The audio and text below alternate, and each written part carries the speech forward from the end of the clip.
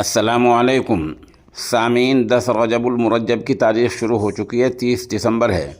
خبر کا عنوان ہے آسام میں ان 10 لوگوں کو گرفتار کر لیا گیا ہے اور ان پر الزام وہی دہشت گردی کا لگا ہے۔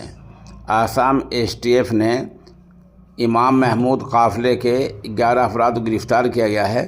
انہیں وہاں پولیس نے امام محمود کے قافلہ قرار دیا ہے اور کہا کہ یہ خطرناک منصوبہ تیار کر رہے تھے، اس کا پردہ فاش ہوا ہے اور یہ تریپورہ تک ان کا جال پھیلا ہوا ہے اور ان کے پڑوسی ملک سے تار جڑے ہوئے ملے ہیں۔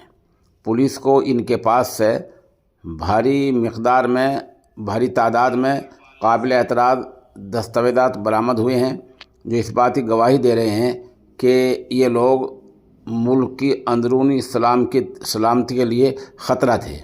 ان میں جو آسام کا خاص وہ بتایا گیا ہے، جو ان کا سپیشلر وہ بھی گرفتار کیا گیا ہے، اس کا نام تمیم بتایا گیا ہے۔ بہرحال ہماری یہ جو خبر ہے یہ آسام پولیس کی رپورٹ اور پولیس کے بیان پر ہی مبنی ہے۔